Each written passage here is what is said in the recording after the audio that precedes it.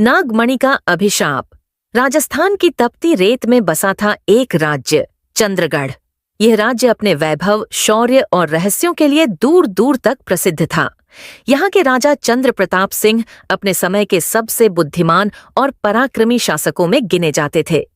परंतु चंद्रगढ़ को असली प्रसिद्धि दिलाई थी वहां स्थित एक रहस्यमयी वस्तु ने, नागमणि। ये मणि महल के सबसे गुप्त कक्ष में रखी थी और कहा जाता था कि उसमें अमरता और अपार शक्ति है। किंवदंती थी कि यह मणि नागलोक के राजा वासुकी द्वारा पृथ्वी पर छोड़ी गई थी और उस पर एक शाप भी था, जो उसका अधिकारी न हो उसके राज्य का विनाश निश्चित है। राजा चंद्र प्रताप का पुत्र वीरवर्धन साहसी, पराक्रमी और विद्वान था, किंतु उसमें एक कमी थी, अत्यधिक जिज्ञासा। उसने बचपन से ही नागमणि की कहानियां सुनी थी और उसका आकर्षण उसके मन में गहराता गया। राजमहल में किसी को भी नागमणि कक्ष के पास जाने की अनुमति नहीं थी, सिवाय राजा और महामंत्री चरणदास के। लेकिन वीरवर्धन की नजरें हमेशा उस द्वार पर टिकी रहतीं।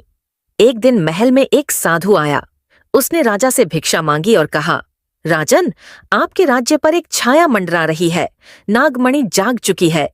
राजा घबरा गए। उन्होंने महामंत्री चरणदास को बुलाया और दोनों ने मणि कक्ष की सुरक्षा दोगुनी कर दी। उसी रात वीरवर्धन को एक सपना आया। एक विशाल नाग उसके सामने फन फैलाए खड़ा था और कह रहा था, यदि तू अधिकारी नहीं है, फिर भी मणि को छुएगा तो राज्य भस्म हो जाएगा। पर वीरवर्धन की जिज्ञासा अब सपना बनकर उसके मन में गूंजने लगी। एक रात जब महल में एक उत्सव चल रहा था, वीरवर्धन ने कक्षपालों को मादक सुरा पिलाकर बेहोश किया और अकेले ही उस गुप्त द्वार की ओर बढ़ा। वह द्वार एक विशाल नाग की मूर्ति से ढंका था। उसने जैसे ही मूर्ति को हटाया, अंदर से एक भयानक ठंडी हवा बाहर निकली।